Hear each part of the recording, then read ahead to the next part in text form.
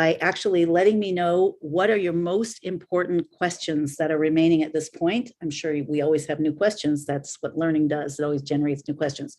But we have this opportunity, and then we have, in terms of the summit, and then we have next Wednesday, not 2 days from now, but 9 days from now, we have the opportunity to ask questions again of a panel, special panel that will be Q&A and very dynamic discussion. So I'll let you know more about that. And replay week is beginning tomorrow morning, which means that it's actually more than a week. What I'm going to do is to open registration to all new people. All dates come off. We have every recorded call available for you and all of your friends for free from tomorrow, which is the 26th of July, through Tisha B'Av, which is the 7th of August. So this is a tremendous way to illuminate the 9 days. These times, maybe the first speaker might have mentioned it, Rabbi Anaba, maybe one or two more. I don't remember, but this is the 3 weeks of mourning for the destruction of the two temples, and it's considered to be a time of more of a dark time in the Jewish calendar, in the Torah calendar. But Tisha B'Av is also known as the birthday of Mashiach, of the Redeemer, and it's a light that is in which is embedded the utmost transformation. So it is a prophecy, theme of the summit, that these days will turn into days of joy and celebration.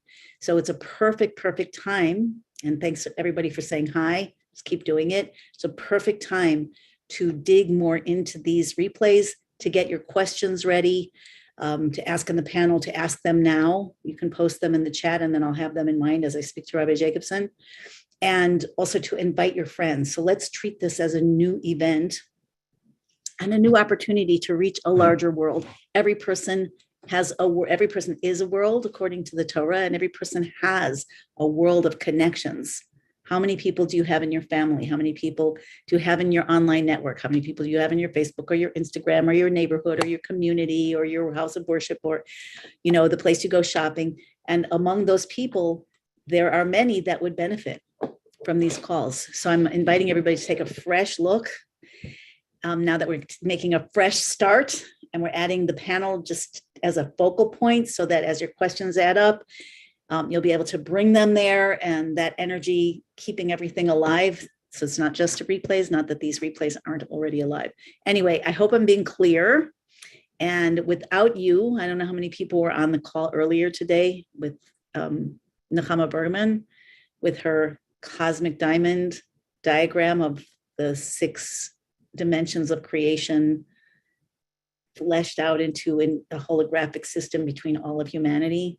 So we're all connected in that way, and we need to start to polish up and shine the center of our own universe from which we broadcast out into the whole. So while we're waiting, hi everybody. Hi Sheila, Sue, Chana, Charlene, Shifra from Miami, Chana from Brazil, Sylvia from St. Louis Park, Minnesota, home of the Frozen Chosen. That's what they say, right? Rosemary, hello.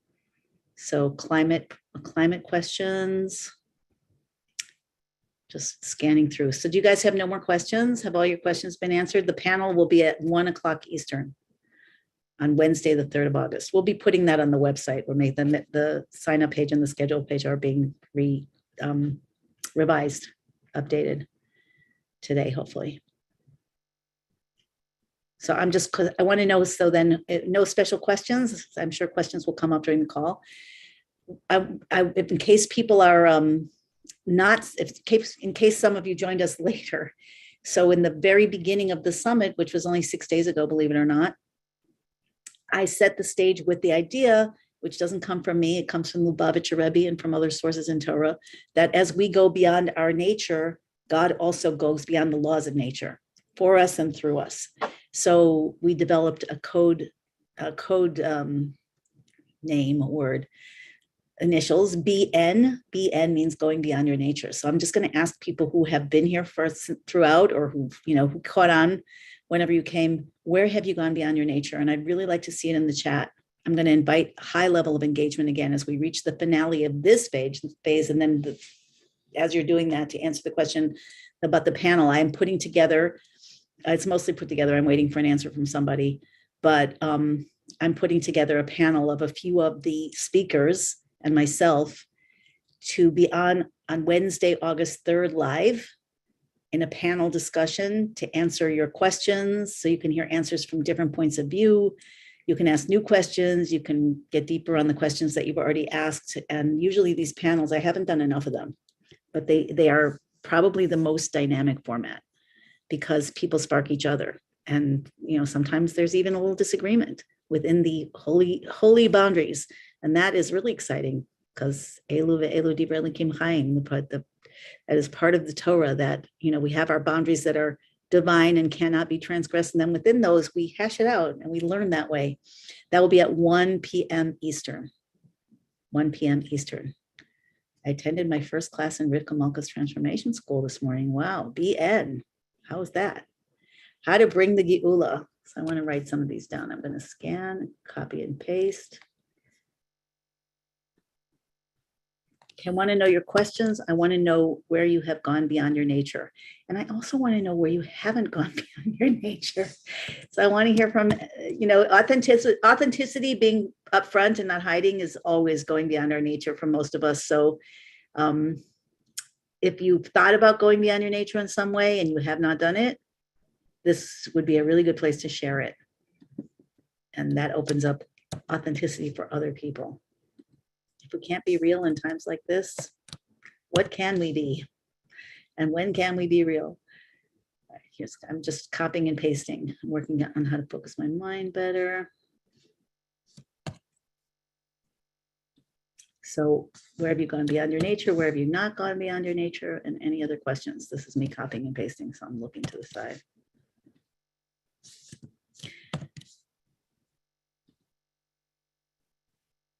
The whole idea of energy and flow is mind expanding. Yeah, I agree. It's mind expanding for me too. Putting in motion my desire to make Aliyah. Wow. So you're doing that? You put that in motion? That's amazing. Julie's listening, feeling for clarity. Anything else? Being present and staying open to information received. I guess that's a beyond nature. The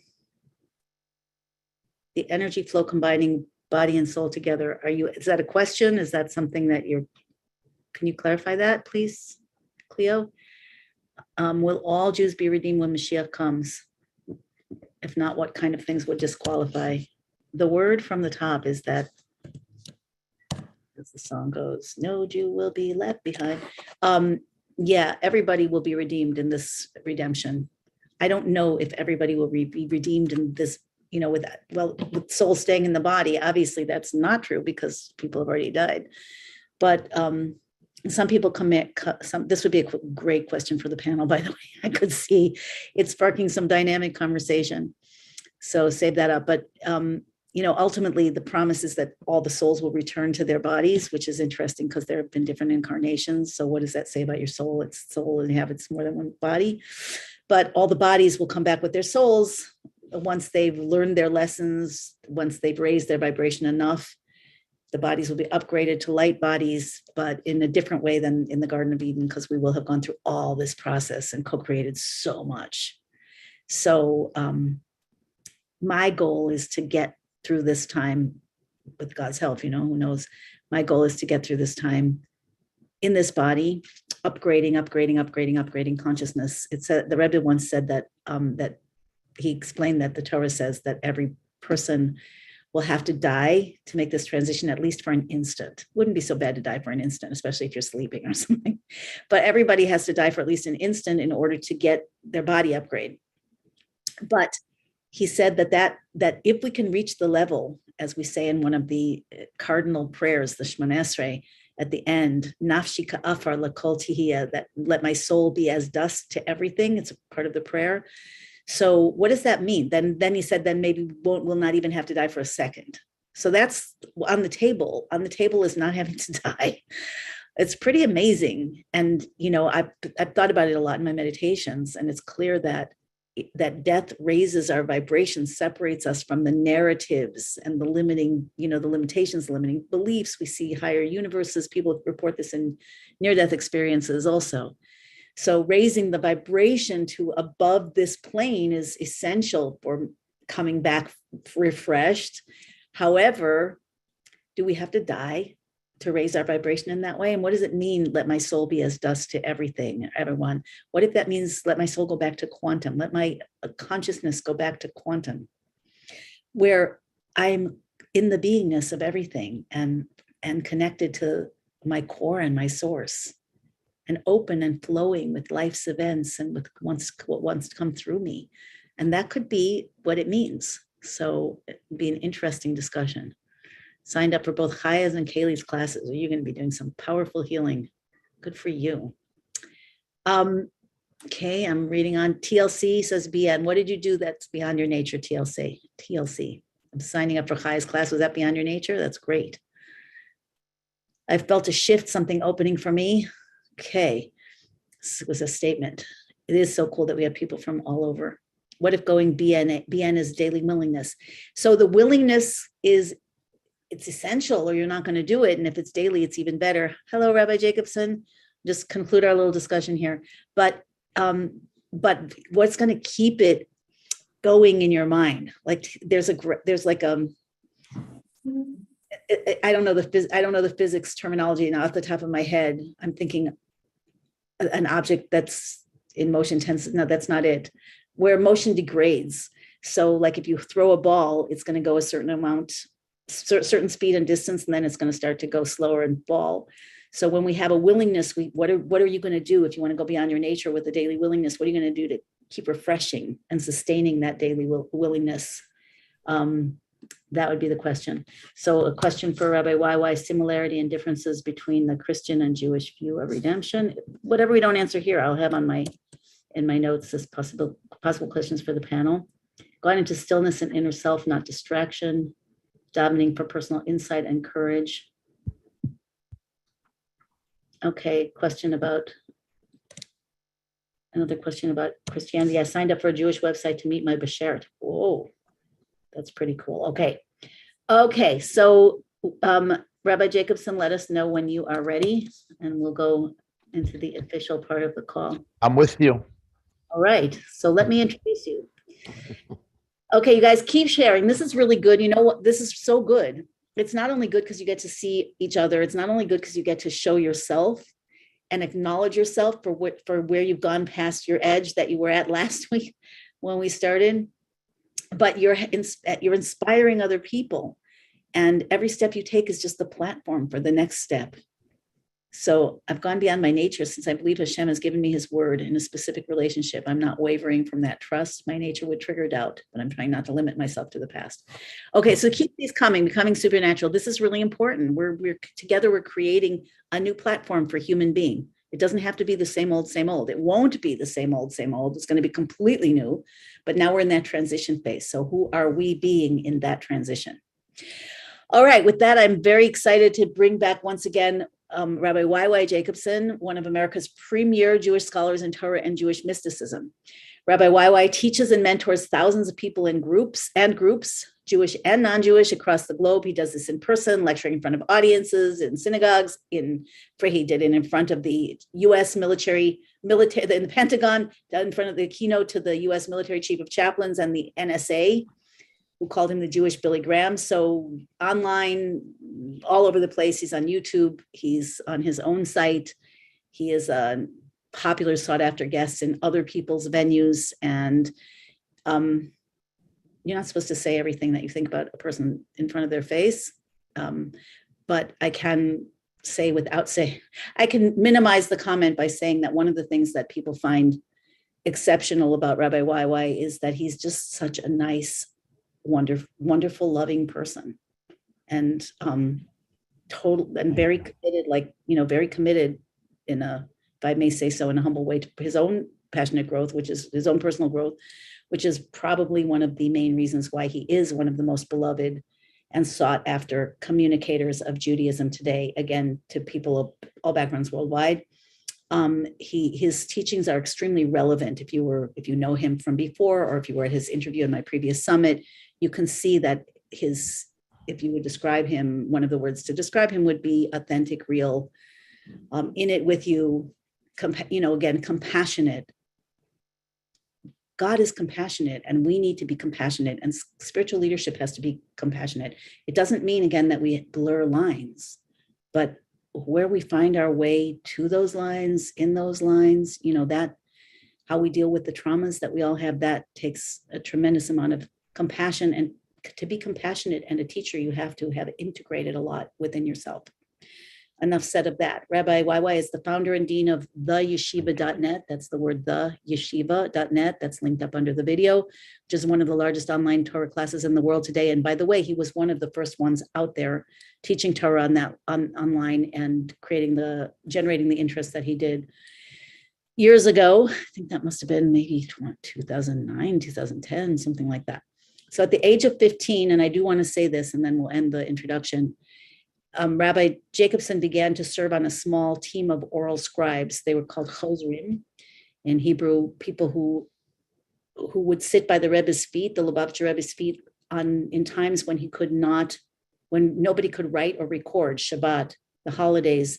And that small team would focus deeply on everything that the Rebbe said, do their best to memorize it. So you have to have a pretty amazing memory to do that. And then get together, maybe Rabbi Wawa, you tell us a little bit about how that worked, and then transcribing everything that they would remember from what the Rebbe said, giving it to the Rebbe to edit and validate and footnote it. And that became much of the volumes of the printed discourses of the Rebbe, which are being learned around the world by so many people at this time. So that's enough of the introduction. Anyway, thank you. Here we are.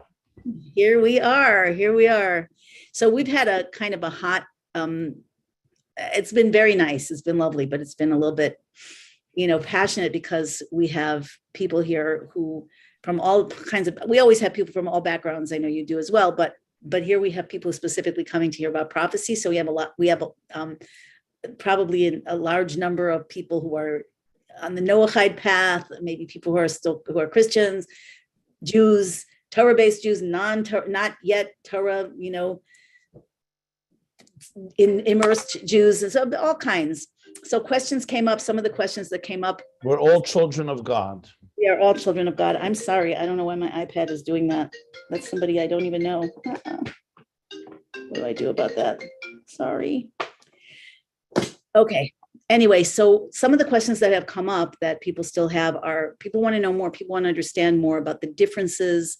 It's not the only questions that people have. And I know our topic is healing in the future of mankind. So if you don't mind, I would like to just ask you to just give us, just to start by giving us just a little sense of how that worked as a chozer of the Rebbe.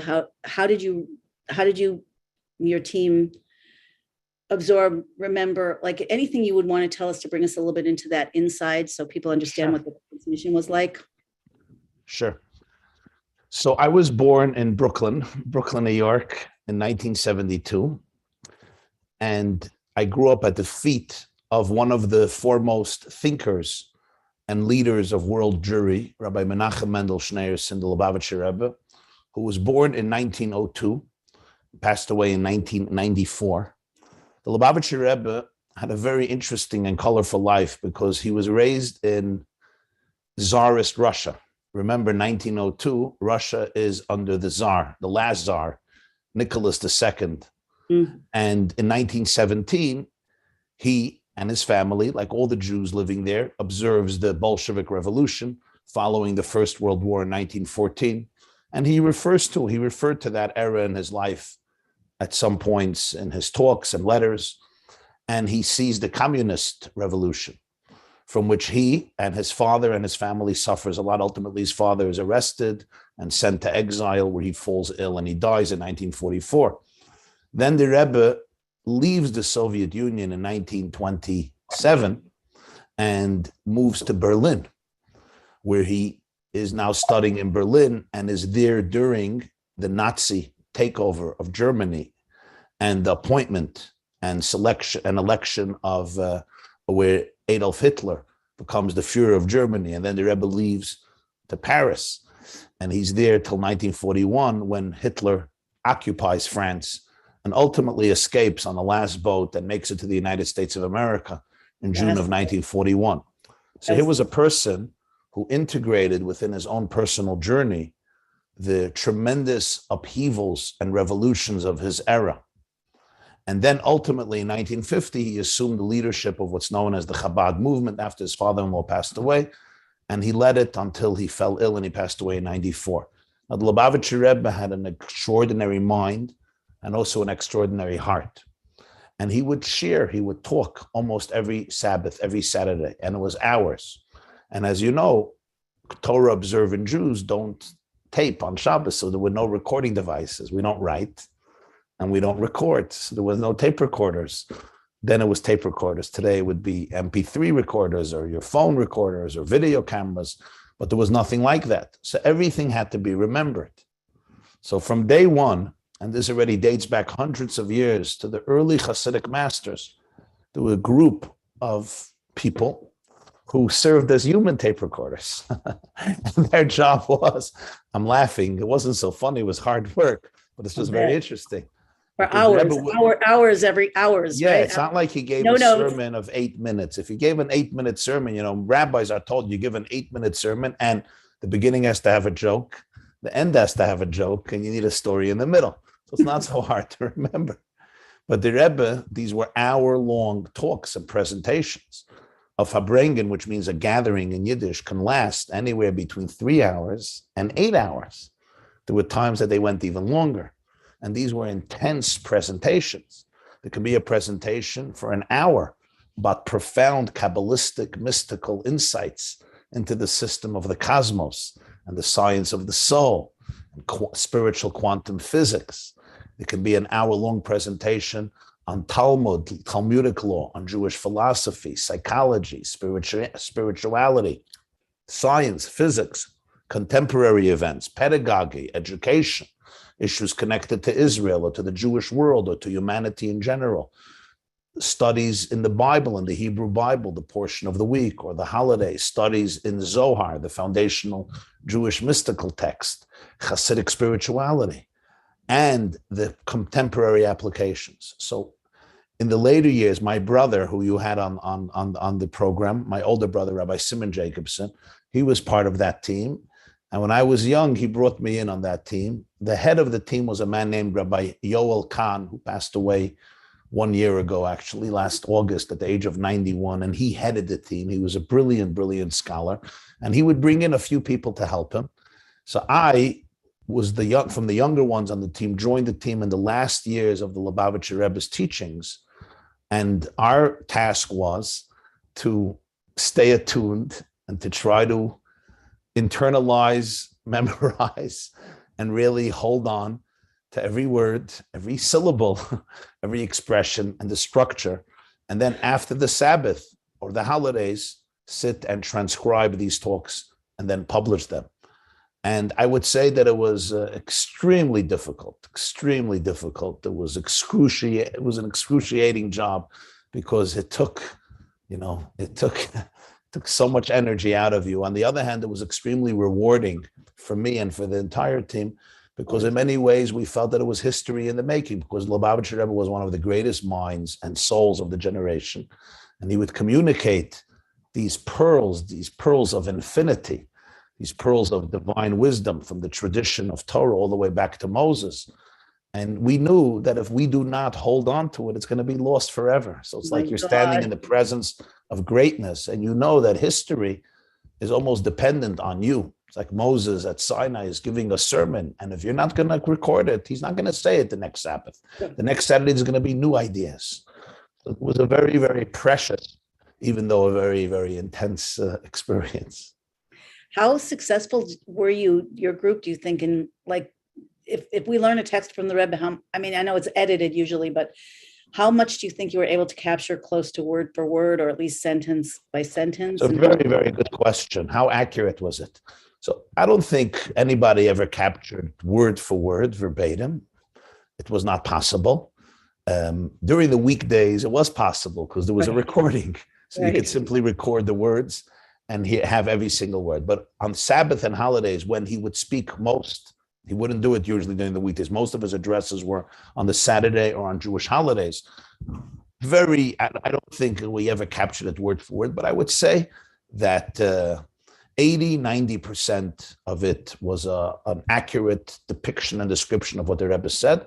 I think quite a few points were forgotten, probably sometimes 5%, maybe 10%, maybe a little more. Especially in my years, the last years of the Rebbe's life, he changed the way he spoke. In earlier years, he spoke in a much more elaborate and structured fashion. In the last years, the Lubavitcher Rebbe spoke more in brevity, but in one presentation, he could talk about 100 topics, but much more briefly.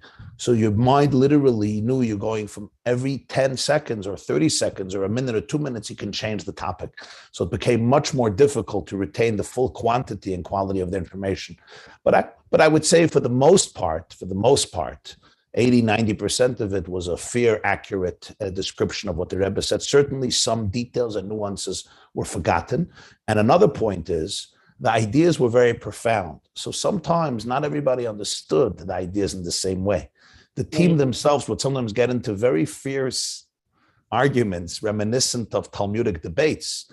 This is what he meant. No, this is what he said. This is what he meant. There was a Rabbi Yoel Khan who was a brilliant mind. He sometimes got very agitated at some of the younger students, and he would go, you don't know what you're talking about. It would sometimes it was with love, but it was a very heated debate. Did he mean this? Did he mean that? Did he mean that? Did he mean that?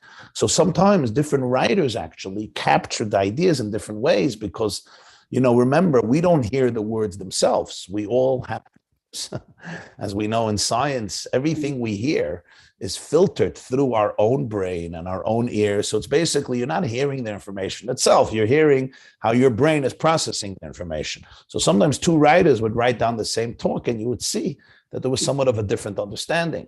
But as I said, from a more general point of view, I think most of it was, we at least tried to the best of our ability to capture at least a fair amount. Would you say, do you think it would be fair to say that you had supernatural help to remember more than you would have been able to remember in your life otherwise? Or it seems like you must have. You could do 80 or 90%. A multi-hour deep, hot off the divine press, I think certainly there was a tremendous, the word supernatural, I would not use that word here. I don't feel comfortable, but was certainly the commitment of the people was so deep and so profound that I'm certain that God's grace assisted us in the process, because there was a lot of, there's a famous expression in the Talmud that Habala taher mesayinlo, which means when somebody comes to be cleansed and to cleanse others, there's a special grace from heaven that helps us. And I think this was a very genuine commitment from people who really wanted to communicate this spiritual wisdom to the world, knowing how precious it is and how valuable it is. So there was certainly divine assistance. You were partners really in being channels for this revelation of the Torah. And the key word is channel. Sorry? The key word is a channel, being a channel, because the people ask often, how do you remember hours? I'm like, I'm telling you, it wasn't a 10-minute presentation. You're talking about hours and hours and hours. People fell sometimes asleep. The Jewish holidays. Not in the group would fall asleep. Sometimes Jewish holidays sometimes go through the weekend. Like you can have, let's say, a holiday like Simchat Torah. Yeah. For those of you who are familiar, there's the 8th day of Sukkot could be Thursday, and the 9th day Simchat Torah Friday, and then it's Sabbath. So the Lubavitcher Rebbe would often have 4 gatherings, 3 days. So you really had to remember between 10 and 15 hours of presentations. So it was a very, very profound task, but the commitment was extraordinary. And we really felt that here are gems that can enrich the world. You have a way of making things sound simple, but the truth is that this is the Torah that is coming down live, that would be called, I've seen the Rebbe call it from the time of the Baal Shem Tov, Torah Soar, Torah Toshel Mashiach. This is redemptive Torah. Yeah, so that was the uniqueness. The uniqueness of the Lubavitcher Rebbe's teachings is, I always define his teachings as Torah Hageula. Right. It's the teachings of Geula, redemptive consciousness. There are teachings that are based on exile consciousness, and there are teachings that are based on redemptive consciousness. There are different types of teachings.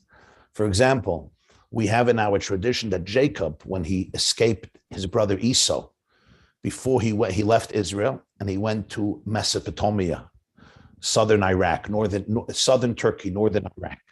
And he spent there many years, 20 years, by his uncle Laban. This is part of the book of Genesis, Vayetze. But we have a tradition that he spent 14 years studying in the yeshiva of Shem and Aver. The question is what he was doing there 14 years. Why couldn't he study it from his father Isaac and his grandfather Abraham? And one of the beautiful answers that was given by Dostoevsky, by Rabbi Yaakov Kamenetsky and others is because he knew the Torah of the Holy Land, but he had to learn the Torah of the diaspora. He knew how to be a Jew in the Holy Land, but how can you be a Jew outside of the Holy Land? So 14 years he studied and mastered the art of cultivating spirituality and divine intimacy outside of your organic native land. In many ways, for many generations, we have learned the teachings of how to be connected to God in a state of exile and persecution, which was so important because we're a people who went through the worst of times and the best of times and endured and survived and thrived and became an example to so many people of how to maintain your identity during difficult times.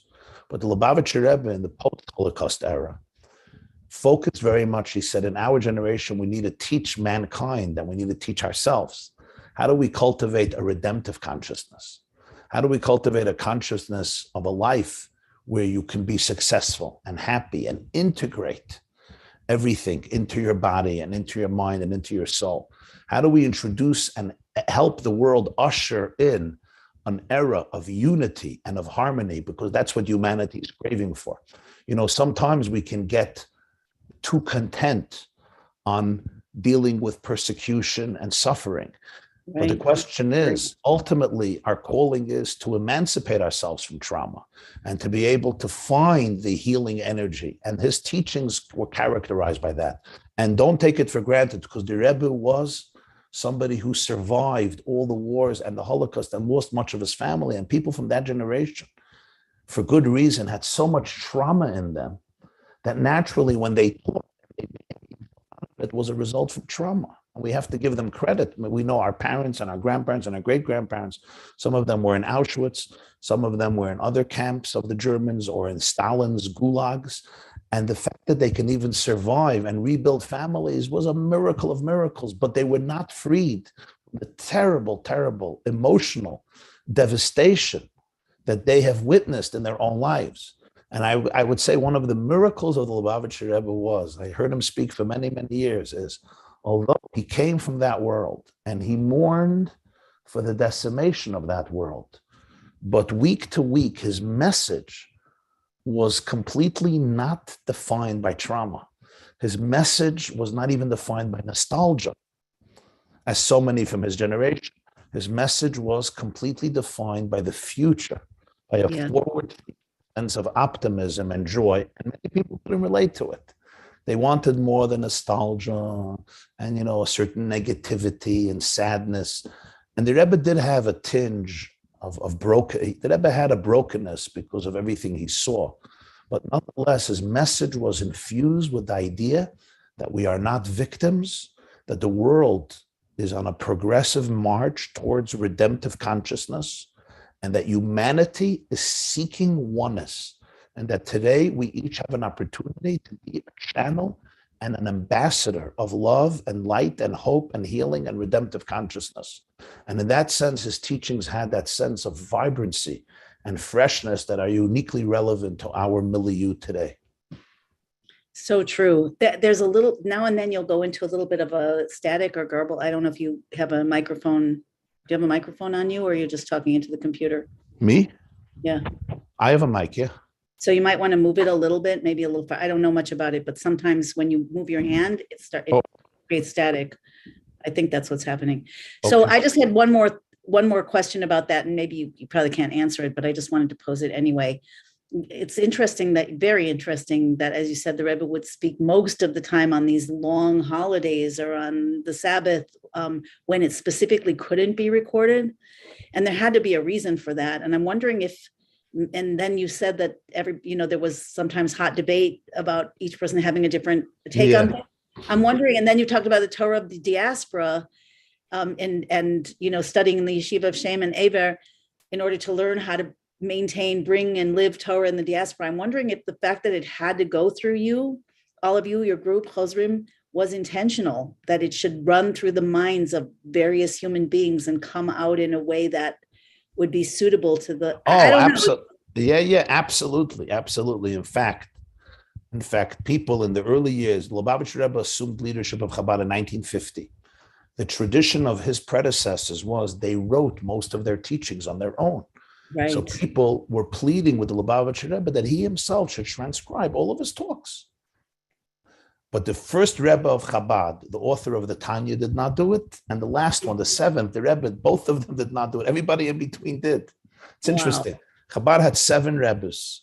Begins with Rabbi Shnei Zalman of Liadi, who was born in 1745 and passed away in 1812. He is the author of the classic spiritual work known as the Tanya and the Code of Jewish Law, Shulchan Aruch Harav, and many other works. So those he wrote on his own, but most of his teachings he did not write. He had students and relatives, a brother, a child, a grandchild, and disciples who wrote it. And the Lubavitcher Rebbe also, in our generation, he did not some he wrote, but usually he did not write his own teachings. And I think part of it was, he would say he doesn't have time, he has so many burdens, but I think, and actually my brother shared this with me many years ago, he concurred with this idea that he really wanted to train a generation to think on their own. Part of redemptive consciousness is you can't just be a disciple, you have to be a leader. Every person is a leader. In fact, one of the great prophecies of Jeremiah, talking about prophecy, is there will come a day. The prophet says there will be a day. Nobody's going to be teaching anybody else because everybody's going to know me directly from young to old, which means there's a direct, intimate relationship between every person and God. Ultimately, every person is a prophet. Every person is a conduit. If not, you would have not been created. There's something that you have to channel into this world that nobody else can, something that I have to channel into this world. In fact, there's a scene with the first Jewish leader, Moses, the scene in the book of Numbers, it's a very moving scene. 2 people start prophesying, Eldad and Medad, and Joshua becomes very upset. He's very agitated. In fact, he tells Moses, Klayem, put them in prison. They're creating a rebellion. They're usurping your position. And Moses responds, I think it's one of the most moving statements in all of the Hebrew Bible. I love saying it in Hebrew, and then I'll translate. Moses tells Joshua, "Hamekanei atali, umiyitin kol am Hashem neviim ki yitin Hashem et rucho aleim." Are you becoming jealous for me? My wish is that the entire nation becomes prophets, that God confers his spirit on every single one of them. I am not upset when 2 people start prophesying. I would love to see millions of prophets. I would love to see every child, every woman, every man to become a prophet, because in the ultimate vision of Judaism and of spiritual wisdom, it's never about certain people owning the light or owning the power, because if it's divine light, it's infinite. So then we're all part of it. If it's suddenly, if we go back to Animal Farm, we're all equal, but some of us are more equal than others. Then we're dealing, with Stalinism and Marxism and Trotskyism and Leninism. We're not dealing with real spiritual lights. Real spiritual light, there's no I own it, and you will surrender to me, and by surrendering to me, you're going to get that light. Even if I'm not a cult leader, even if I'm a good guy and a genuine guy, it's still not the real ultimate reality. Yes, we all need teachers, and we need mentors, and we need people to guide us, and we all need support systems. But in the ultimate vision of Judaism, it's never about control.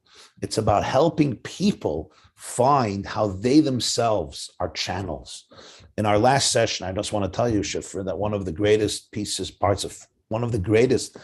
of feedback I got from our last program together was a line. When you asked me, you said, so the Jewish people are the chosen people. What about everybody else? And I said to you, and I meant it because I think it's very true, the Jewish people were chosen to teach every person that he or she was chosen. Mm-hmm. It's very easy to live through life and not realize that you were chosen. just think that I'm a random mutation, I'm just a mistake, and I'm some insignificant infinitesimal droplet on the surface of infinity, amounting to nothing and ending up as fodder for the worms. And the Jewish people were chosen to teach every person that he or she was chosen, and really to teach every creature that every single one of them constitutes an indispensable place and note in the cosmic divine symphony. So in the ultimate spiritual reality, it's never about one person controlling the wisdom. It's never about that. If it's real infinity, it belongs to all of us. That's what infinity means. Infinity means that it encompasses and it includes everybody and everything. So I think part of the Rebbe's method of teaching and pedagogy was, this is not my wisdom that I'm going to write and I'm going to transcribe and I'm going to publish and you'll give me the credit for it.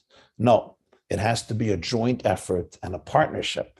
I'll teach, but you need to remember it, and it has to be channeled through your brains and your hearts, with your mistakes and with your flaws.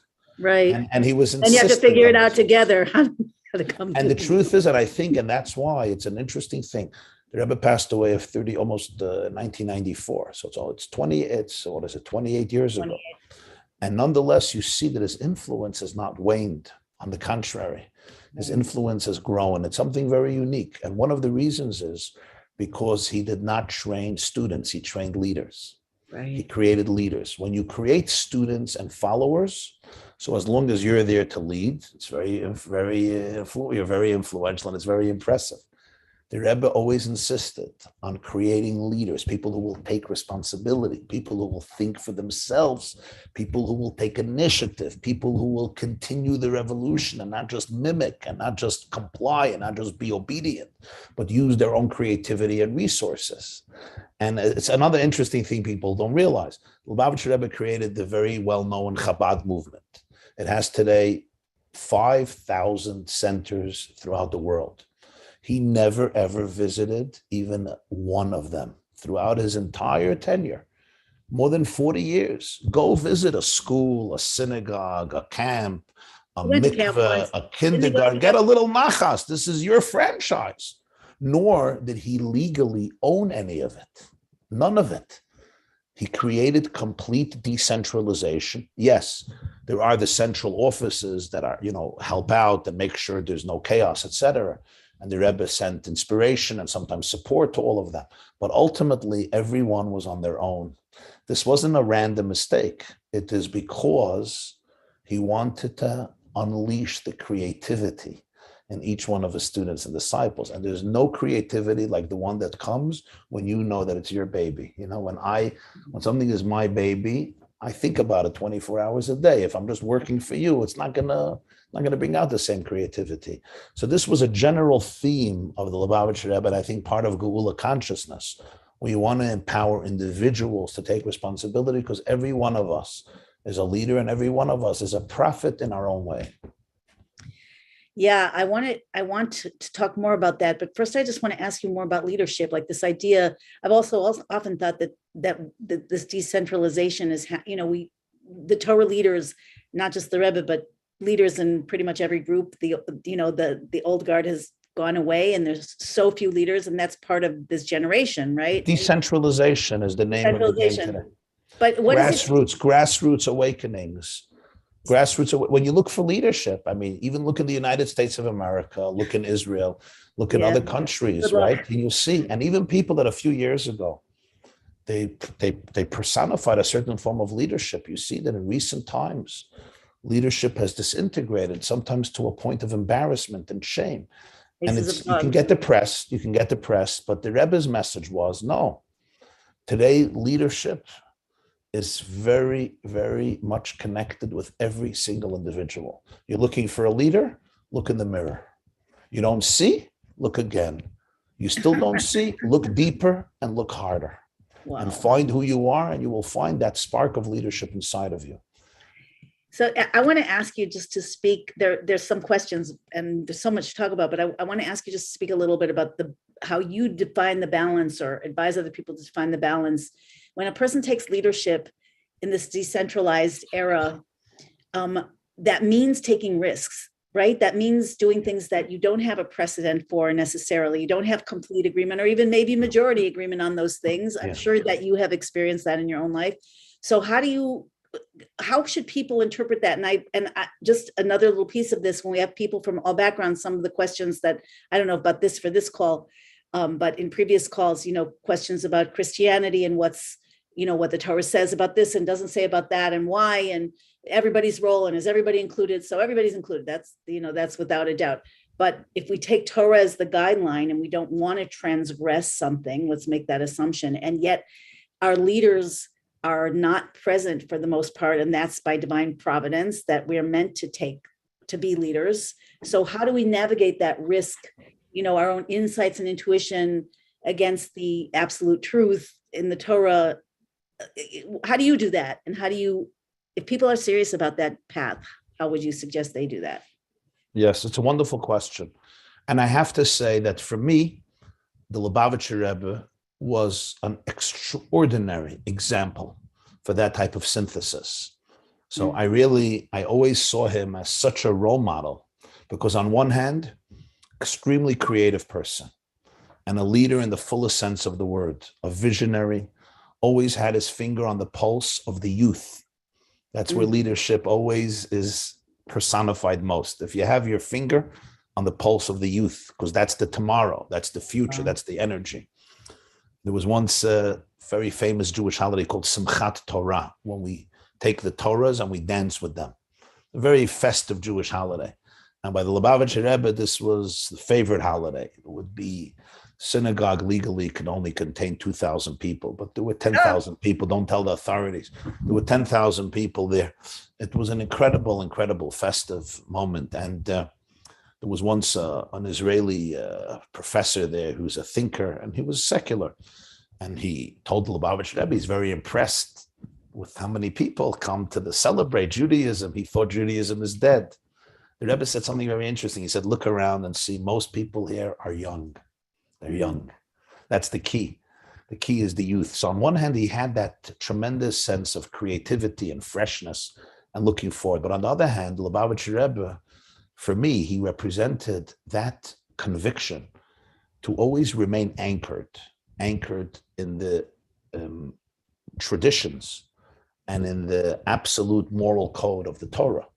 And even though the Torah itself needs to be applied in every generation based on the unique challenges and gifts of that generation, but there's certain profound divine truths that the Torah embodied from the Rebbe's perspective that he always remained anchored in. And I think this is a combination that all of us need in our own way, whichever tradition you're from and whichever people you come from. Those who just throw away the entire past and say, let's just go with the new energy, with the new vibe, often detach themselves from the roots that allow the branches and the leaves and the flowers to grow so beautifully. Imagine a leaf summons me from the tree and says, I don't want to be connected to my roots. I'm a free spirit. Get me off this tree. And I pluck the leaf off the tree. And the leaf indeed is free, but tomorrow I see it near the sewage because ultimately it loses its life. So this is a very delicate combination. On one hand, you want to grow tall and you want to grow splendid and you want to maximize your potentials and you want to flex your muscles and you don't want to remain stuck in the quagmire of other people's expectations. That's the call of the hour. But on the other hand, we have to know if the roots are what allow me to get the nutrients and the photosynthesis that I need. So detaching myself from my roots will not make me more creative, will not make me more of a leader. And that's why it's very important for people to have support systems, mentors, teachers, advisors, people who can show us a different perspective, people who can disagree with us. The worst thing for a leader is arrogance. The moment a leader tells me, there's everything there is to know, I know. You can't trust such people. If a rabbi tells me, everything there is to know about truth, I know. That's not a rabbi I'm going to hang out by. If a doctor tells me, everything there is to know about medicine, I know. That's not my doctor. And if a therapist tells me, everything there is to know about the human brain, I know. Well, I'm not going to take you as my therapist. The hallmark of real leaders is humility. the knowledge of how much I don't know, the knowledge that infinity always keeps us all humble. The moment a scientist or a physicist or an expert in any area becomes arrogant and smug and complacent, you're completely detached from the energy. So that's why we always want that combination and that synthesis of, yes, be gutsy and be courageous and be audacious, but remain humble. And part of humility is, do you have a support system? Do you have people who give you honest feedback? Do you have people who can disagree with you? You know, that's why marriage is such a sacred institution in Judaism. There's no institution that keeps people as humble and balanced and human like the institution of marriage. We can all have friends and we can have therapists and good, but right, I'm married. I know, I know. Yeah. There's nobody who tells you Wait till your kids like grow your up. wife. You'll see nobody another. who tells you the truth like your wife, and there's nobody who demonstrates the truth to you like your kids, especially when they become teenagers. And that is what makes people human and humble. And you know what? That's essential for growth. Truth. But, you know, on the other hand, what would you say to people who are taking leadership? Everybody here is at least exploring a connection to the Torah as the ultimate divine blueprint and source of truth. But people who take leadership have to take risks. And the Rebbe sent out, as you said, he sent people out to do things on their own initiative. So what do you think is God's perspective, the Rebbe's perspective? What's your perspective on taking risks, making mistakes? It's a big fear that people have, especially when people really believe, you know, they really want to serve God and they really want to do the right thing. And the fear of doing, I once heard somebody actually, a rabbi say that the best thing to do is the right thing. The second best thing is the wrong thing. The worst thing is nothing. So, you know, I'd love to hear what you have to say about it, because it's a real thing. And you've created leadership in your own right, and people are drawn to your your teachings of Torah and you because of it. And what did you have to disconnect from, or what risks did you have to take? Whatever you're willing to share, and what is your thought? Your take on making. Sure. Yeah. I'll just say there's one of the great medieval Jewish commentators and philosophers was a man named Rabbi Abraham ibn Ezra. He was a Spanish sage and poet and philosopher and astronomer, very interesting person. He lived in the 12th century in Spain. And he asks a question: why is it that the first Jewish leader, Moses, didn't grow up among Jews? He grew up among Gentiles. He grew up in Pharaoh's palace. You know, usually we like homegrown potatoes, homegrown tomatoes. A leader should grow up among the people. And one of his explanations is that if Moses would have grown up among Jews, he would have developed a slave mentality. Wow. He needed to cultivate a revolutionary spirit. And for that, he had to grow up in aristocracy. Only because he grew up in Pharaoh's palace did he have the mindset to be able to overthrow the oppressive regime of Pharaoh and liberate and emancipate the Hebrew slaves, only because he didn't grow up among his people, and therefore he could think in a broader fashion. When I saw that commentary, I'm like, we got it. This is what it means. It's not about taking risks just so that I should be able to take risks and you should risks and say that I'm gutsy. It's really about opening up your mindset to a larger vision and asking myself, am I being guided by the traumas that are embedded in me? Am I being limited by the expectation of others and the need for social conformity? That's really what it's about. And every one of us has to challenge that. In terms of my own life, I'll tell you, be very honest with you. I often speak and I often teach, and I sometimes speak about topics and themes, and I'll get feedback that is sometimes not very constructive or heartwarming. There's often a backlash. I mean, I'll give you one example. Around 15 years ago, I started to speak very openly about child abuse in our communities, sexual molestation. This was not something that was spoken about. Like in so many other communities, this was something that was under the rug. And not only because of malicious reasons, because of many rabbis and principals and educators who didn't know better. They were ignorant, like I was ignorant once upon a time. And I started to talk about it a lot. I wrote about it, I lectured about it. And I can't tell you about the backlash, and the feedback was often very, very tough and very, very intense. People Destroying families. started to accuse me that I'm destroying families, I'm destroying perpetrators, and how could you believe kids? What do they know about what happened? And here is a distinguished person, and he's going to end up in prison because of you, and his kids won't be able to get married. And, these were serious, serious accusations. And yet I have heard enough and seen enough to know in my gut that what was happening was a crime against humanity. Perpetrators were getting away with horrible, horrible, horrible stories of abuse, and there was nobody speaking out against them.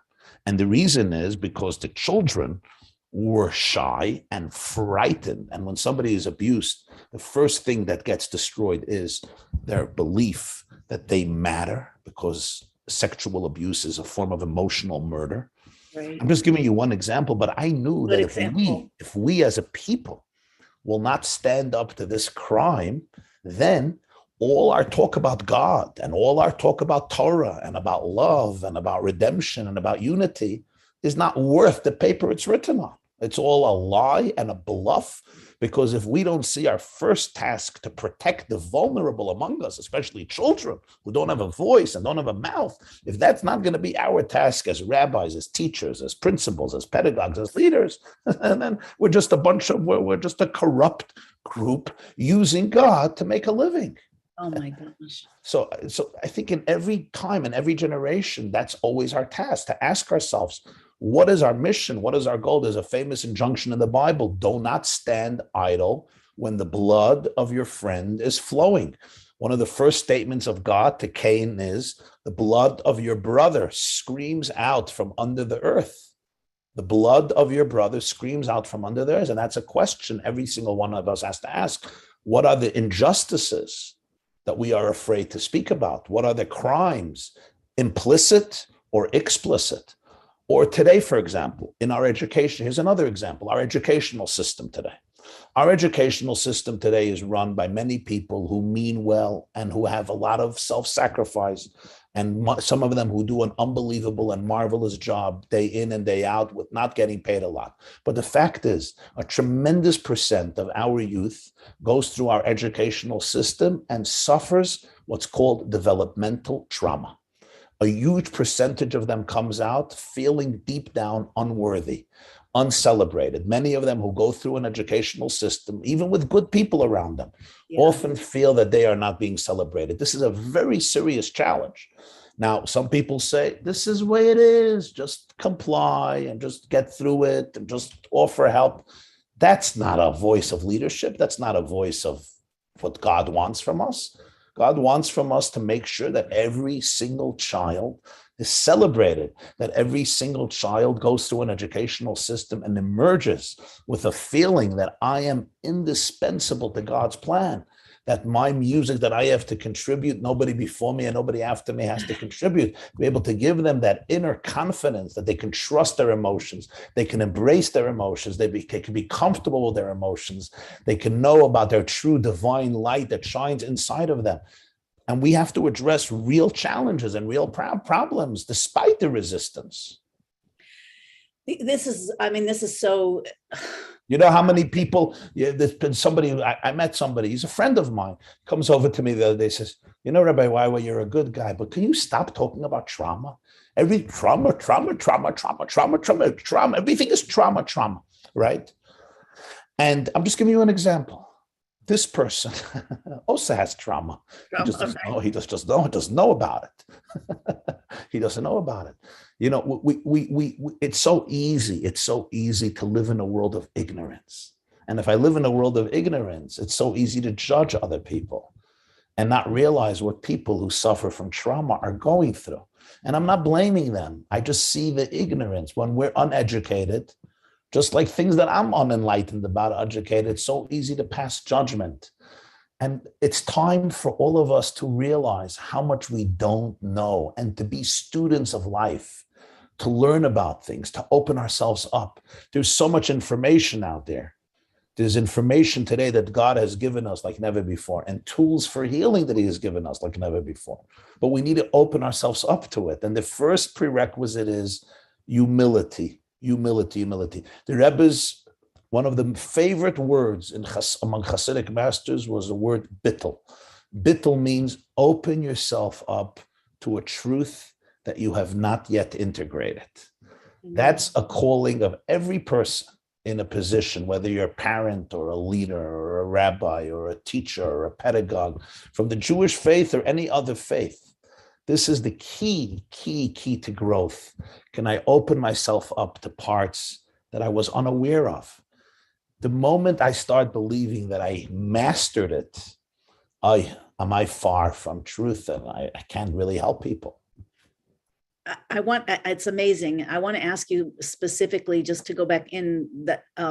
So standing up for truth and standing up for new systems against old trauma-based systems, that's huge, but it's even huger, the first example that you brought up, because when people told you, and I'm asking this, like thank you for being willing to do this, because I really want everybody to hear from your own experience that there is true risk in leadership. And I don't even have a clue how you navigated it.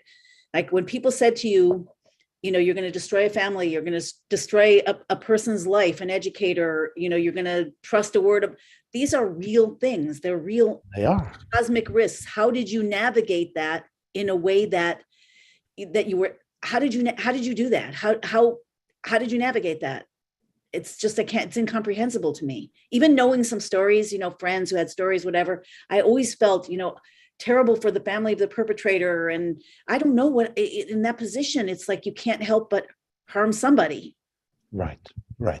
So it's extremely important. And I have guided many of my students and colleagues. I said, the moment we're overtaken by vengeance and the need for revenge and anger dictates our moves, we have to be very, very careful with ourselves. In other words, the moment I am not aware of the risks and I'm not aware of how sensitive every statement and every action is, then I'm not entitled to deal with these situations. If somebody is with a gun and going from school to school to school, and every week taking down one child with their gun, the person may be a father and a grandfather, the person may have 8 children, the person may even be a wonderful father, but nobody in their right mind is going to say that we cannot report him to the police because what's going to happen with his wife and what's going to happen with his kids. And therefore, the children should be shot every week in school because he has a family. Yeah. The blame for his fate is on him, not on the children who are being murdered. A few months ago in Israel, there was a man who was considered one of the top children therapists in Israel. He was one of the most successful publishers of children's books in the Orthodox community in Israel, in Hebrew and in other languages. It turned out that he was raping and molesting numerous of his clients, boys and girls, and even women, and even married women. But because he was in such a position of leadership and influence, so they were sending all the problems to him. So he was the one who was the expert on who should be summoned who should be prosecuted, who should not be. And it turned out that he was one of the greatest criminals. And they knew about this 20 years ago, but it was hush-hush. And then recently, more and more women started to speak out. And there were courageous rabbis who began talking about it. And ultimately, this man by the name of Chaim Walder shot himself. Where did he shoot himself? In a graveyard, in a cemetery, near the grave of his son, who died, unfortunately, a few years ago. And he wrote a note how in heaven he's going to summon these rabbis who accused him of rape. He's going to summon them to heavenly court because he was innocent. Now, when he died, when he killed himself, people didn't know what to do. And some people said, you can't gossip about him. He's dead. The problem is that you had so many people who were hurt by him, and now they were feeling that they were murdered a second time. Not only did he murder them the first time when he molested them, now he murdered them a second time because now the blame was on them. They caused him to commit suicide. Imagine the pain of a girl who was molested once and now being molested a second time. She is being blamed for his death because he killed himself, because he was being humiliated in public. There was even a newspaper that eulogized him, and they wrote about him, Zecher Tzadik Livracha.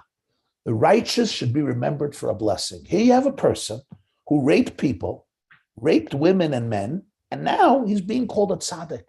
This is where you see how people become victims of a cultish mindset. And that's why it's so important for everyone involved in any form of leadership. You have to have people that you could consult.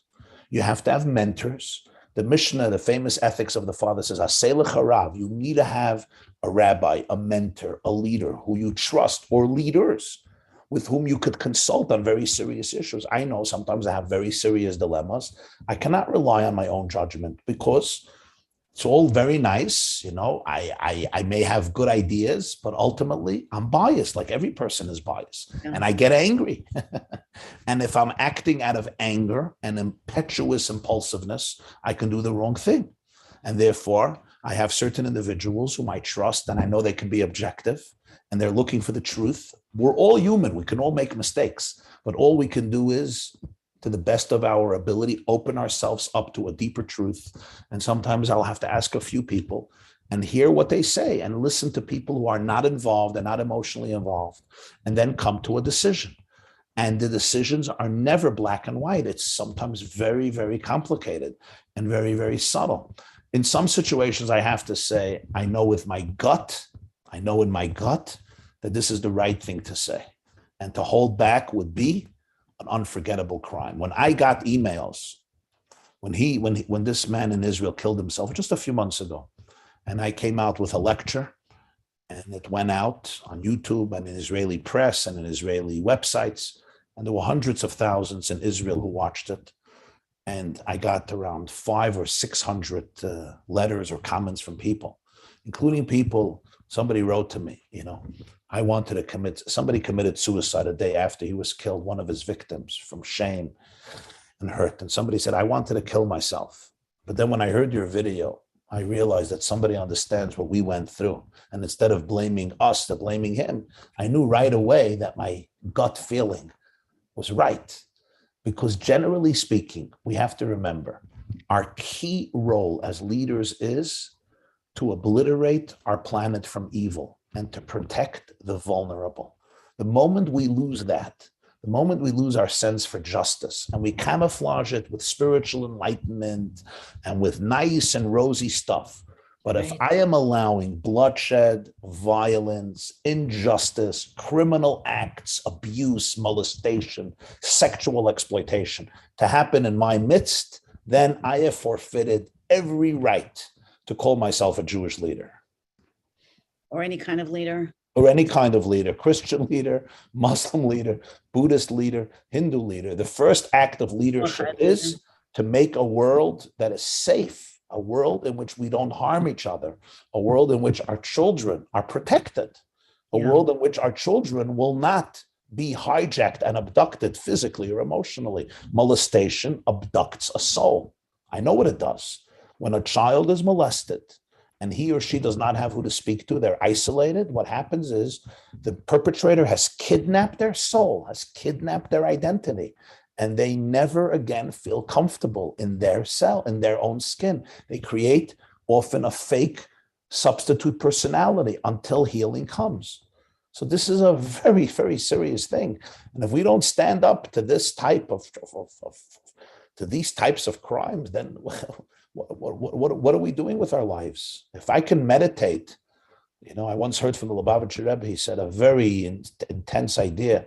He said, how did exile begin for the Jewish people? It began when Joseph was sold into Egyptian slavery. That's how they ended up in Egypt. And they ultimately became slaves there. And he said, how did Joseph end up in slavery? Because his brothers threw him into a pit and then they sold him as a slave. But he says that's part of the story. The Bible says that the one who suggested he should be thrown into a pit was a brother named Reuven. And Reuven had him thrown into a pit because he wanted to save him. But then they sat down for a meal and he was fasting. He was repenting for something he did with his father and Bilhah years earlier. And therefore he was meditating in the forest or wherever he was. And he didn't notice when his brother was sold, and he came back to the pit, to the cistern, and his brother wasn't there. So the Rebbe said, sometimes exile doesn't begin because of bad people doing bad things. Sometimes it begins from good people doing very holy things. They're fasting, they're meditating, they're in the forest, they're not eating. But he said, when your brother is languishing in the abyss, in the pit, how could you focus on your own perfection? You make sure that that child gets out of the pit. And what that means is that an exile mentality is a mentality where I could start focusing on my own spiritual perfection. But the child is in the abyss. And if I don't see my first and foremost priority to protect those children who are in the abyss, those teenagers who are in the abyss, and to be there for them and to extricate them and help them get out, then ultimately I'm living in a very narrow spiritual space, because the beginning of spiritual consciousness and redemptive consciousness is the fact that our world and every person in our world deserves to live in a space of peace and tranquility and wholeness. Wow, there's a very deep conversation going on in the chat, and my mind is going in a few different directions. But maybe you could first speak. I want to hear from you your vision of of healing in the future, maybe the Rebbe's vision for the redemption of humanity. But I also want to ask what many people have asked so far in the chat, which is, what about the leaders of the generation? What about the rabbinic leaders and other spiritual leaders? And many people feel that leadership is not taking responsibility for eradicating evil. In fact, in some cases, many cases, perpetrating it. I don't know if we're getting into politics, but can you speak to that? Sure. I always tell my students and people who listen to my classes, I say, listen, my dear friends, either there's two choices in life. Either you're part of the problem or you're part of the solution. We have to make a choice every morning. Either I'm going to be part of the problem, I'm going to be part of the solution. There's an old saying, there are three types of people, right? Those who make things happen, those who watch things happen, and those who want to know what happened. Every morning we have to make that choice. There are leaders who are inept. There are leaders who are uneducated. There are leaders who are ignorant. There are leaders who are afraid. There are leaders who are just stuck in their comfort zone. There are leaders who are corrupt.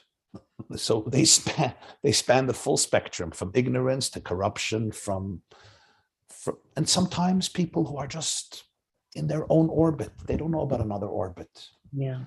And I could sit all day and point a finger at this person or this person or this person, and I could kvetch.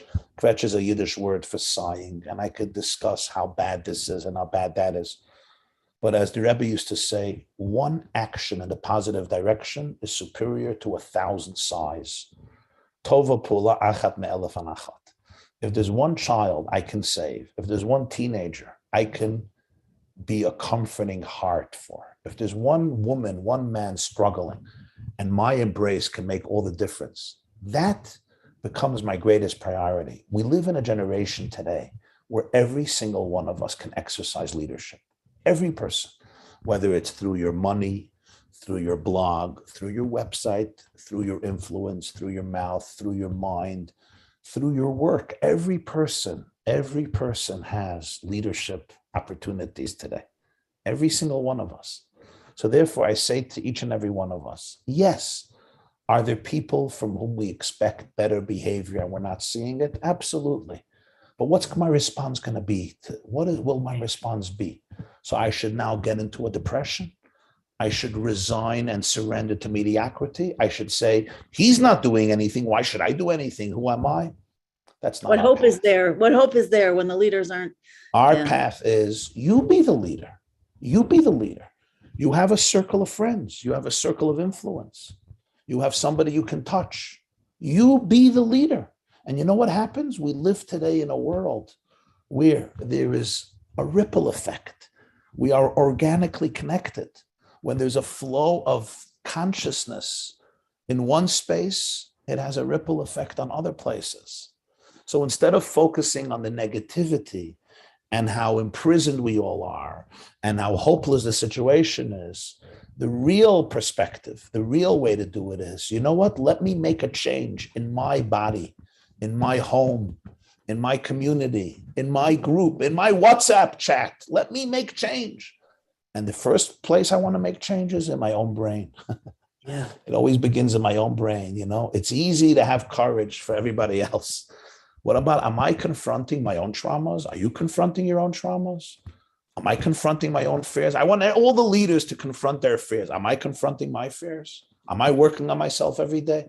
If I'm not authentically working on myself every day, I'm not going to change anybody. Carl Jung said it brilliantly. He said as follows: you will only change other people to the effect and to the point that you're ready to change yourself. How true is that? I will only change other people to the degree that I'm ready to change myself. It's very easy for me to get up at a lecture, Rabbi, why are we going to say, let everybody change? But when it comes to my own comfort zone, oh no, I'm not changing. I'm stuck in my quagmire. This is who I am. I'm not changing anybody. Yeah. So it always begins with a very internal process. And when you go through that process, you will immediately see people will listen to you in a different way. They will sense your authenticity. They will sense your humility. And you know what? That's how we create change. One person, another person, and that makes real differences. And ultimately, the leaders in positions of leadership, they'll also listen, and they'll also be impacted, and they'll also be affected. So don't resign, don't despair. Rather, become that change that you're looking to create in others. Become that change. Become that miracle that you want to see outside of you. You become that miracle. This is amazing, and it fits so much. I'd love to move into healing and the future and the Rebbe's vision, the Torah's vision of the future. I just want to quickly say, this whole thing about decentralization, that's obviously part of it. And the idea that, that is talked about in Gemara, wherever else, that the leaders of the faces will be like the faces, will have faces like the faces of dogs. All seems to be in order to promote that light coming from the inside, like you said in the beginning, that we're all here to be channels for prophetic consciousness. So if you could just, maybe weave some of this together into that. Sure. What is the vision? What's the Rebbe's mission? What's our mission? What's happening now? Where are we going? And how do we? Right before our conversation, literally a few minutes before, I was having a very intimate conversation with a very well-known energy healer in Israel. And he's visiting now America. So we were having a schmooze, a chat, a conversation. And he shared something very interesting with me. He said, 35 years ago, he's really skilled at what he does, and he's helped a lot of people. I know from personal experience and friends and relatives. And he said 35 years ago, I was feeling people's energies and I was trying to help them. And I would bring up some topics and most people would say, oh, we're not going there. He says, today I bring up something and everybody's like, bring it on. He says, everybody wants to talk. So I said, what happened? And he said, it seems to me that God wants us to cleanse. God wants us to bring up all the toxicity so that we can eradicate it and we can transform it. And I think there's something very authentic about that. Let me just put this on vibrate. Sure. I think, Shifra, there's something very authentic about that. It's very easy, again, when somebody is short-sighted or ignorant, to criticize our generation. What are the youth upset about? What is everybody traumatized about? Come on, you have it much better than your parents and your grandparents, your great-grandparents. And in many ways, that's true. I mean, my great-grandparents, my grandparents, if I think about how they grew up and the circumstances they grew up in, we have it so much better on so many different levels. And yet we see that today things are coming up that have never come up before, especially among the young people. And you could say, oh, it's technology and it's the internet and they're spoiled and they're rotten and they're entitled. And I'm sure those factors play a role and we have to address all those factors, but there's also something much more fundamental. And that is we are living in the dawn of redemptive consciousness. And in the dawn of redemptive consciousness, we are summoned to heal, because you cannot have intimacy without healing. Intimacy means you're really into me see. And for that, I have to be really comfortable with myself. And if I am dominated and controlled by toxicity and by deep fear, especially unconscious fear, how can I be comfortable with myself? Most of my life is about coping mechanisms. Most of my life is about covering up my true self. So in our generation, God is asking of us and literally helping us bring our problems to the fore. there was an alcoholic Jew who I grew up with. We called him Zalman the Shikker, Zalman the drunk. I remember him. Remember him? Yes. He would drink Crown Royal. May his soul rest in peace. He was a Yeah. very deep guy, but he had an issue with alcohol. And he told me a lot of interesting insights. And he once told me, he said, we drink alcohol, he says, to drown our sorrow. Little do we realize that our sorrow floats. And in many ways, God has allowed our trauma to float. We don't have the mechanism that our parents had to suppress it. And some people are getting very upset. Come on, suppress it, suppress. It's a great way of dealing with it. Suppress, oppress, but just get rid of it. Yeah. Oh, no more. It's all coming out. It's coming out in kids. It's coming out in teenagers. It's coming out in young adults. It's coming out in elderly people. It's coming out in marriages. Why? So that we can heal, so that we can have intimacy with ourselves, intimacy with our loved ones, intimacy with God, intimacy with the world. There's no intimacy without wholeness. And therefore, we are now being exposed to all of our holes, HOLES, so that we can turn our holes into wholeness. We can transform our darkness into light. We can take our vulnerability and our difficult experiences and turn them into catalysts for deeper relationships. The way out of pain is through pain. It's painful because going through pain is painful. We don't want to experience the pain. But if we have the courage to travel through that pain, we can come out of the pain. And not only come out of it, we can turn around the pain. And that requires a lot of vulnerability. And that's what I'm feeling everywhere. I have the privilege of lecturing all over the world, pre-corona, during corona via Zoom, and now post-corona via Zoom. And again, travel has resumed. I have visited probably 700 communities around the world, Jewish and non-Jewish communities.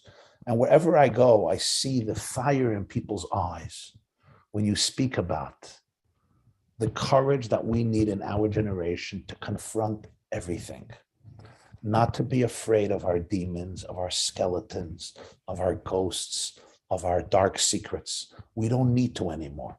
We don't need to, and therefore we can't. Because in Jewish spirituality, we're taught if something is not necessary anymore, then it's not allowed anymore. Something if negative. It's necessary, then you have the mechanism. It's not necessary. We can heal. So therefore, God says, I don't want you to hide anything. Bring it up. Don't be afraid. And it's being brought up, especially being brought up by our children who are struggling. They are the ones, the delicate ones who, they may not be dandelions, they may be orchids, but in their delicate skins and delicate souls, they're carrying the bruises. What's that line of Simon and Garfunkel in The Boxer? I carry every bruise. They carry the bruises and the traumas of thousands of years.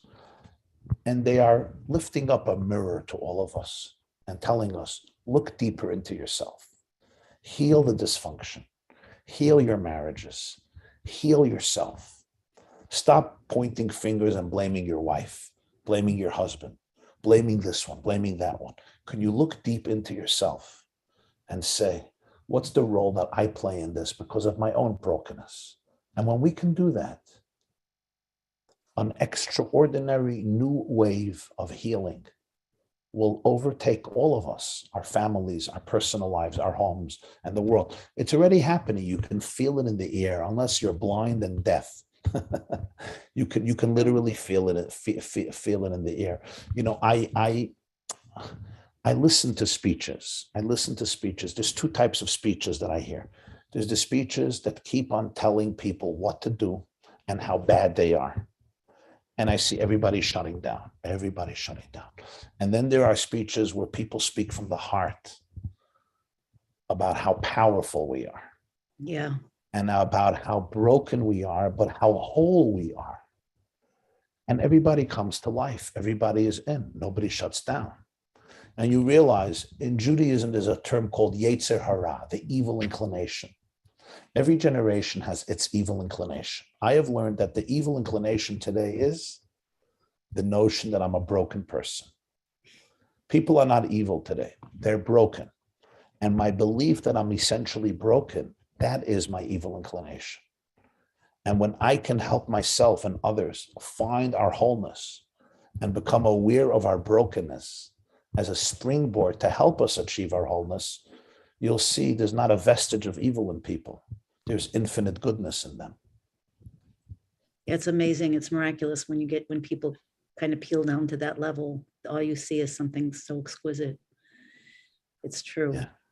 So I don't want to keep you too much longer, but well, I do, but I won't. But I'm just moved to ask you, if you started out talking about the Rebbe, when the Rebbe took the leadership, he expressed a messianic vision, a redemptive vision, right? And then you, as someone who was memorizing from the inside and processing everything through your brain, Yeah. That must have been very woven into your worldview in very special ways. So looking at from start to finish, when the Rebbe declared this vision, what was it? How would you express it? And then from the Rebbe's teachings, how did you see that unfold? And then where we are now, what is our piece? And where are we in that To process? be honest, as I told you, I was born in 1972. And when I joined a team of oral scribes, this was decades. it was the mid late 1980s and the early 1990s. And those last few years, the Rebbe spoke eloquently, beautifully, and very, very inspiringly about a new wave of energy that has descended upon our world. He spoke frequently how people have to realize how they are infinite, how powerful they are, how each one of us is an ambassador of God in this world. He did not tolerate any more negative language about people. Throughout all of his leadership, he did not like negative language, but especially in those later years, he felt that the language today is showing people how one they are with God, how whole they are, how powerful they are, how good they are, how sacred they are, how transcendent they are, how each one of us is essentially infinite consciousness having a finite experience. He could not tolerate when people define themselves as finite.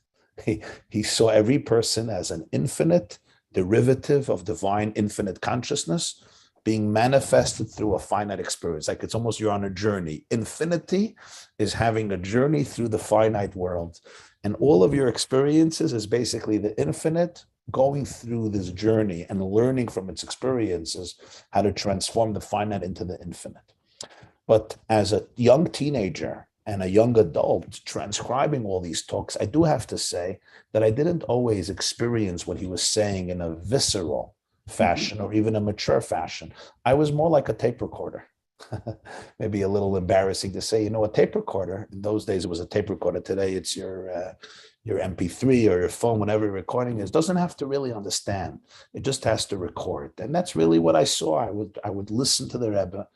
I heard what he was saying. I understood, I think, a little bit of what he was saying. But most importantly, as I repeated it and I transcribed it. It took me many, many years and my own journey and my own learning from so many great people and my own life's experiences to really go back to those words that I heard and transcribed and re-experience them in a much deeper and more mature and more visceral fashion. There's a famous expression in the Talmud that it takes 40 years for a student to truly internalize the words that he heard from his master 40 years ago. And when I read that piece in the Talmud as a teenager, I never really understood it. I said, why? If the teacher explains himself, why can't the student understand? Today, I understand exactly what it means. Sometimes it can take decades till you really, really grasp what your teacher was saying. The Lubavitcher Rebbe, I feel today, just sensed and he could see this wave of consciousness that's waiting to descend upon humanity, but we have to be open to it. I can give you the most amazing information that can heal your life, or you can give me, but if I'm not open to it, sometimes you're sitting in the office of a therapist and he can give you the most brilliant advice, but if you're not open to it, it's worthless, it's meaningless. The Rebbe used to use an expression in the last years, 91, 92, he would say, it's all present. We just have to open our eyes. I didn't understand. What does it mean to open my eyes? Whose eyes are closed? Today, I completely understand. It's exactly the description of what trauma is. Trauma means you can be in the presence of greatness. You could be in the midst of prosperity. You could be in the most loving relationship, but your tools don't allow you to perceive it because parts of my brain are shut down. That's what active trauma is. I am in a place where I cannot perceive my goodness. I cannot perceive your goodness. I could not perceive the paradise I'm in. It's a beautiful, beautiful line in the Zohar, in the foundational book of Jewish Kabbalah, of mysticism. The Bible says he expelled him from the Garden of Eden, from paradise. And the Zohar says, who expelled whom? Did God expel Adam, or did Adam expel God? And the answer of the Zohar is, it's not that God expelled Adam and Eve from paradise. Adam and Eve, when they ate from the tree of self-consciousness, of ego, they expelled God from the paradise, which means it's all an issue of perspective.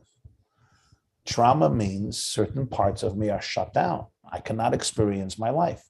So the Rebbe kept on using the words. Almost every Shabbat, every Saturday, he would say, open your eyes, cleanse your perception, cleanse the doors of perception so everything can appear as is. But truthfully, I knew what he said. I heard it. I wrote it down. I said it over. I would repeat his words. Then there was a public broadcast Saturday night to hundreds of communities around the world, and I would repeat his words. But today, I just think I understand it and I get it in a much more visceral way. I'm sure as time progresses, I'll understand it even better. What I'm understanding is that there's really an opportunity today for all of us, and it's a calling. I have to open my eyes. And for each and every one of us, that may mean something else, but for all of us, it means the same thing. I have to realize that it's possible that I am sitting literally with closed eyes. I am living in a world, but I am not seeing the reality inside of me or around me. Helen Keller, the legendary Helen Keller, once said, and she could say it, the only thing that's worse than not having eyesight is lacking vision. Wow. You know?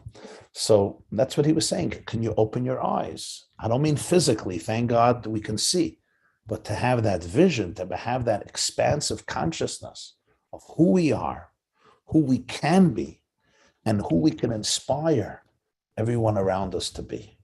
And you'll notice that the opportunities today are historic. The last question then, what I hear you saying that the core of exile of Gullus is trauma and unconscious trauma, and the core of Geula is healing, and particularly healing of trauma. So do you have, if someone would come to you and say, and several people have asked me this already, so if someone would come to you and say, how do I bring this transcendent consciousness? How do I bring this deep healing? How do I bring this redemptive vision? It's not only trauma work, learning the Torah of the Rebbe and other, what's your prescription? And you're the finale speaker here. So yeah, we'll leave everybody with. Excellent question. So the first thing is, we have to realize today that God has gifted our generation with a tremendous amount of models of healing, many models that did not exist till a few years ago. Obviously, history is always progressing and there's more technology and more science and more psychological awareness. But literally in recent years, so much awareness has been brought to the fore in the area of healing that I say to everybody, if you're struggling, if you're miserable, if you're depressed, if you're struggling with mental illness, with mental challenges, with deep anxiety, with deep stress, with profound pain and aggravation, or other characteristics that make you feel that your life is limiting and limited and miserable, don't despair. There are unbelievable amounts of models of healing today, from talk therapy to somatic therapy to energy therapy to various alternative methods, including psychedelics for trauma healing with professionals, doctors, and therapists. God has gifted our generation with tremendous opportunities for self-discovery and for healing. And many of us are struggling with a lot. Realize that there's a lot of help out there. Explore, don't give up. Make sure you have a support system. Make sure you're speaking to real experts, to people who know what's going on, because there's incredible work today. including even the tremendous research about so much of what we call mental illness, of how rooted it is in trauma, or at least parts of it are rooted in trauma, which means there is so much hope for many of us who were just thought to have chemical imbalances. There's nothing to do, just medicate them and that's it. Now, medication can save lives, and sometimes we need it very much. But to understand how expansive the opportunities are today for a holistic approach, which from a Jewish perspective is so redemptive oriented, because it basically assumes that at our core, we're good. We're good. We don't have to recreate ourselves. You don't have to become a good person. You're a piece of God. You're good. You're perfect. You're divine. You're sacred. You're unlimited. You're creative. You're charming. You're fun. You're confident. You're happy. However, our goodness, in the words of the famous Tanya, are in exile. Our godliness could be in exile. And we have these bodyguards and these protectors that don't allow us access. And even they are trying to help us and protect us. The Alter Rebbe says that even the ego is really here to protect us. And then sometimes you don't have to destroy your ego, just have to tell your ego you did your job. Now, somebody once gave a brilliant metaphor. The egg, my wife actually showed it to me this morning. I don't know who the author is, but it's a wonderful metaphor. The egg is so important to protect the chick that's developing in the egg. Without that eggshell, the chick would never be able to grow and survive. But once she's ready to hatch, if you don't crack open that shell, it's going to die. It's going to suffocate. And that's what the ego is. The ego is also protecting us, but it's a shell. We have to open ourselves up. So we live in this generation where this method of tuning into your infinite self is the calling of the hour. For many of us, that includes healing processes. For all of us, it includes learning the divine blueprint of life called the Torah, especially the parts of Torah, which the Rebbe would call Pnimiyus Torah, the soul of Torah, the Torah that deals with redemptive consciousness, the Torah that explores the infinity of the being, the infinity of the world, the organic connection of all of us and all of nature and the whole planet and the whole cosmos, and the fact that God is channeled through each and every one of us. Another major component in this work is the element of tzedakah, the element of helping people through physical charity, through emotional charity, being involved, being in a position of leadership. That's the other call of the hour. We heal ourselves when we help others heal. Every one of us can be a beacon of light, a beacon of hope. That's what it means to be an ambassador, to be a leader. These are some of the things that I think each of us can get involved in order to help facilitate this energy. Beautiful and perfectly summed up. Thank you so much. Thank you so much. And I hope everybody's taking it to heart. And replay week starts now. So share with your friends. Keep the rest of your questions for our panel on Wednesday. Thank you so much, Rabbi YY. Thank you, Shifra. Thank you for the opportunity and thank you for the privilege. And God bless you all. Thank you. Amen. Amen.